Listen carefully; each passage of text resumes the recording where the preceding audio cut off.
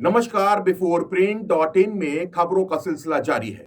उत्तर प्रदेश में चुनाव होने को हैं और जिस तरह से सभी पार्टियां चुनाव में लगी हुई हैं, तो कई संगठन भी ऐसे हैं जो अपनी मांगे मनवाने के लिए हर एक पार्टी से और सरकार से बातचीत कर रहे हैं कि किस तरह से उनकी मांगे मानी जाएं। इसी के क्रम में आज उत्तर प्रदेश आदर्श व्यापार मंडल के लगभग 1 दर्जन पदाधिकारियों ने जो बीजेपी की घोषणा पत्र समिति की प्रमुख सदस्य हैं और उत्तर प्रदेश में कैबिनेट मंत्री भी हैं, रीता बहुगुणा जोशी, उनसे बात की और बात करने के बाद में उन्होंने कहा कि हमारी कई मांगे हैं, लगभग 14 मांगे जो विशेष हैं, बाकी कई मांगे हैं।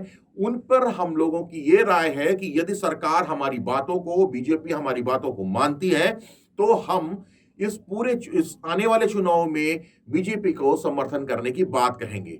तो व्यापारियों की बात ये सुनना बहुत जरूरी है कि उनकी मांगे क्या हैं। तो मांगे सबसे पहले जो संगठन के प्रदेश अध्यक्ष हैं संजय गुप्ता, उन्होंने बताया कि व्यापार, एक तो सरकार से मांग है कि व्यापार नीति आयोग का गठन किया जाए। दूसरा उनका कहना है कि जो विदेशी ई कॉमर्स कंपनियां हैं वो किस तरह से यहां पर काम करती हैं, उन पे कोई राइडर नहीं है, उसको राइडर लगाया जाए ताकि उनको व्यापार करने में कोई दिक्कत ना आए। जो छोटे व्यापारी हैं व्यापार करने में परेशान होते हैं, ऐसा हमेशा सुना जाता है।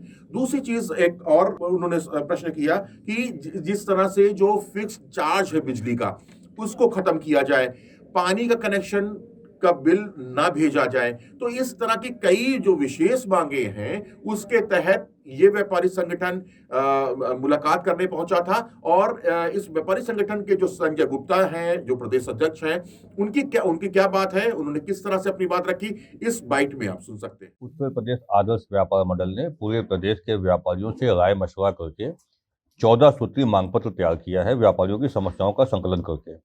आज आदर्श व्यापार मंडल ने भारतीय जनता पार्टी की घोषणा पत्र समिति की सदस्य डॉक्टर रीता बहुगुणा जोशी जी को हमने अपना मांग पत्र दिया ताकि व्यापारियों की मांगों को भारतीय जनता पार्टी के घोषणा पत्र में शामिल किया जा सके।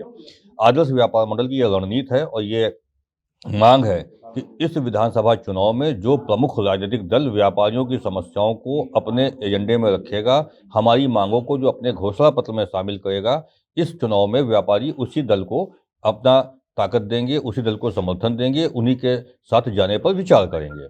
हमने अपनी बातों को विस्तार से डॉक्टर रीता बहुगुणा जोशी जी को बताया है। उन्होंने एक एक बिंदु पर हमसे चर्चा की है और ये वायदा किया है कि प्रदेश आज बैठक है घोषणा पत्र समिति की, अध्यक्ष जी के सामने बातों को रखेंगे और अधिक से अधिक विषयों को जो उसमें सम्मिलित किया जा सकते होंगे उनको सम्मिलित करेंगे। क्या कुछ बातें रही हैं उसमें जिसको लेकर चर्चा हुई है? हम लोगों ने इसमें व्यापारी समाज विदेशी ई कॉमर्स कंपनियों द्वारा गलत तरीके से किए जा रहे व्यापार से बहुत परेशान है। तो हम लोगों ने ये मांग की है कि प्रदेश में ई कॉमर्स के लिए नीति बनाई जाए, व्यापारी नीति आयोग का गठन किया जाए, व्यापारियों के स्वास्थ्य बीमा के लिए स्वास्थ्य हेल्थ कार्ड जारी किए जाएं, दुर्घटना बीमा योजना का दायरा बढ़ा करके उसको कोविड में उसमें ऐड किया जाए, दूसरी महामारियां भी उसमें ऐड की जाए यदि किसी व्यापारी की उससे मृत्यु हो जाती है। जो बाजारें स्वाभाविक रूप से रेजिडेंशियल में कॉमर्शियल में तब्दील हो गई हैं, उन बाजारों को उसका लैंड यूज चेंज करते हैं, उसको मार्केट स्ट्रीट घोषित किया जाए। वाटर टैक्स जिन व्यापारियों ने कनेक्शन नहीं लिया हुआ उनको जल का बिल ना आवे, बिजली का कनेक्शन जो कमर्शियल है, जितनी बिजली उतने दाम, अगर हमने बिजली का जो कनेक्शन है उस पर fix charge, minimum charge, demand charge, ये सब चीज़ें नहीं होनी चाहिए। तो देखा आपने कि संजय गुप्ता ने क्या क्या बातें रखी और इसी क्रम में जो रीता बहुगुणा जोशी हैं, उनका क्या कहना है ये भी हम सुनते हैं। और उन्होंने कहा कि व्यापारी हित पार्टी के लिए बहुत सर्वोपरि है और वो कोशिश करेंगी कि जो चुनाव घोषणा पत्र की समिति है उसमें इन मांगों को रखा जाए। आज ही मीटिंग होनी है और किस तरह से उनकी मांगे मनवाई जाए, इस पर भी जो है चर्चा की जाएगी।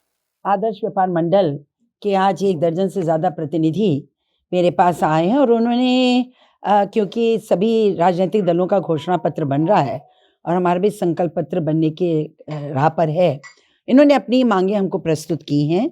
इन मांगों में बहुत सारी बातें ऐसी हैं जो कि स्वीकारने योग्य हैं और मैं इन्हें आज कमेटी के सामने रखूंगी, जो हमारी मैनिफेस्टो कमेटी है उसके समक्ष रखेंगे। और देखिए, व्यापारियों के प्रति हमारी पार्टी का हमेशा ही, बल्कि समाज के हर वर्ग के प्रति बहुत ही संवेदनशील हम लोगों का एक रुख रहा है और व्यापारी हमारे प्रसन्न रहे ऐसा हम चाहते हैं। तो हमारी चाहे वो केंद्रीय सरकार हो या प्रदेश सरकार हो, निरंतर कोशिश करेगी कि हमारी अर्थव्यवस्था मजबूत हो और तभी होगी जब हमारा व्यापारी प्रसन्न हो। तो इस पर हम लोग आज चर्चा करेंगे। अगर आपको हमारा वीडियो पसंद आया हो तो इसे लाइक करें, सब्सक्राइब करें और साथ ही बेल आइकन दबाना ना भूलें।